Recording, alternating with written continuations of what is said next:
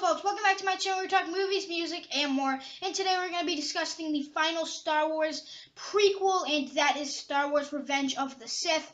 Now, I do want to say before we get into the review, I do want to just mention that I will not be reviewing the Star Wars spin-offs because they are not part of the Skywalker saga, but in the ranking, I will talk about them and rank them also with the other films, but I will not be reviewing them because I have other stuff to talk about, but I will be reviewing the rest of the Skywalker saga, and if you are late to the party, I should have a playlist, so go to my channel. You'll have a playlist with all my Star Wars stuff, and now let's get into one of the more divisive Star Wars films, Star Wars Revenge of the Sith.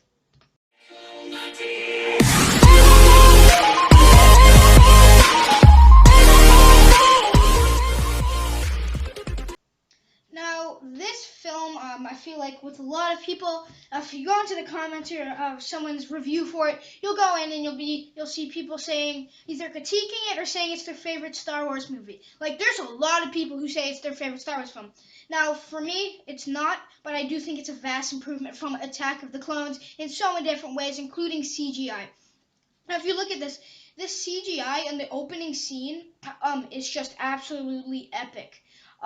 Before they were heavily using the CG when the technology just was not there yet to use. And even here, I mean, like, it would be better, the CG, if it was updated to today's standards, but still, even back in, I think, 2007 when this came out, the CGI was pretty epic. And we open up with this awesome space battle, and it's my favorite in the Star Wars franchise because it's bonkers, it's crazy, but it's kind of focusing on a couple characters as all this amazing stuff is happening. A ton of eye candy. I'm so pumped for these to actually come out on 4K because watching that opening scene on 4K would be absolutely epic.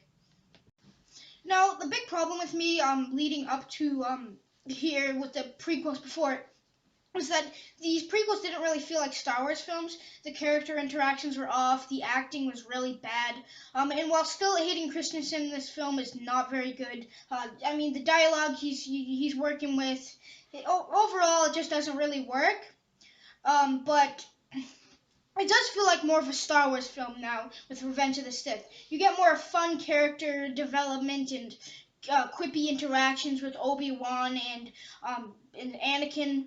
But still, I mean, honestly, Anakin's character at this point was just not redeemable for me. What I mean by this is if you go back to Star Wars, A New Hope, Obi-Wan describes Anakin as a fierce, strong leader, and he wasn't lying while saying this. Yes, Anakin went bad, but he was a good, powerful, strong, and like guy who just wanted to help people out. But we do not get this throughout the prequels. We get a whiny, just easy, whiny, bratty type of character from Anakin. It just does not feel right from the way that Obi-Wan described him in A New Hope. So when you're doing this, I mean, it just doesn't feel like Anakin. And so when you put these first two films in, Phantom Menace and especially Attack of the Clones, this character is just irredeemable for me. And when you kind of continue with the storyline of this character being bratty, and he doesn't feel like what Obi-Wan described him in A New Hope, it just doesn't really fit into the Star Wars saga.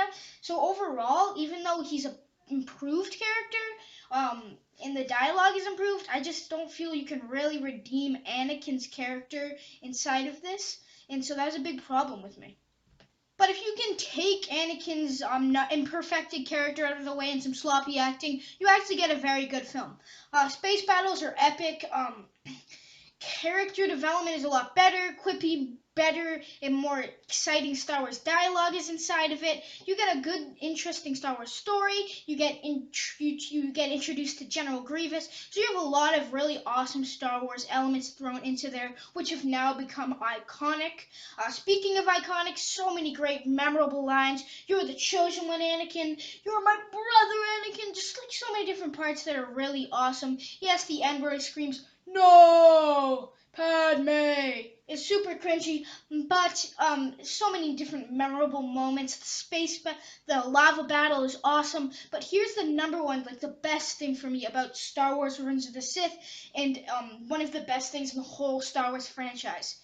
That is the scene at the opera with Darth Plagueis. This scene, you see Anakin sitting down at this like bubble space opera with Emperor Palpatine and or Darth Sidious, and he basically tells Anakin about Darth Plagueis the Wise, and you get one of the most awesome memorable Star Wars moments that we've ever seen. Because what the films previously have done, they really don't expand on it. Even with the original trilogy, they didn't expand on the Star Wars mythos and the Star Wars mythology throughout it and the Star Wars lore. They didn't really build on it. If you go into the books, they have, but this is the first time in film we actually saw them explore the Star Wars mythology, and we actually get to learn about different characters when you go back in time. And I think that's something that the prequels or spin-offs could do super well, but the Star Wars franchise, even with Disney now, is not taking advantage of. You can go back and explore more mythology and lore, and that's exactly what this scene at the opera did. It was masterful in so many ways. It was well acted. It was the best Hayden Christensen has ever done, and just oh my God, it was gripping. It was interesting, and if you can just go onto YouTube and you don't like the movie, I guarantee you'll like at least this one scene because you get to explore the Star Wars mythology a lot more, which we had not previously seen. With all of this said, I think the Star Wars Revenge of the Sith is a pretty good movie. It's definitely better than the other two films. And so I'm going to give Star Wars Revenge of the Sith I'm gonna give Star Wars a B plus. So yeah, definitely check it out if you have not seen it because you didn't like the other two prequels. You gotta watch this one because this is it kind of branches away from the other prequely stuff. There's less Jar Jar. It's a lot better. Improved CGI, improved character development, and some phenomenal, exciting, interesting scenes inside of it. So definitely check this one out if you kind of gave up on the prequels. You gotta watch this one at least because it is pretty interesting and essential to the Star Wars franchise. Hey guys, thank you so much for watching. You guys are always, I got my 16th subscriber. I know that doesn't seem like a lot, but that is pretty awesome to me personally. If you do watch the videos, could you please subscribe because that would be awesome.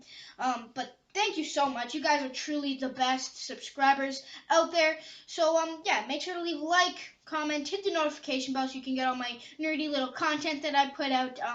Bye now. Thank you. Built an empire.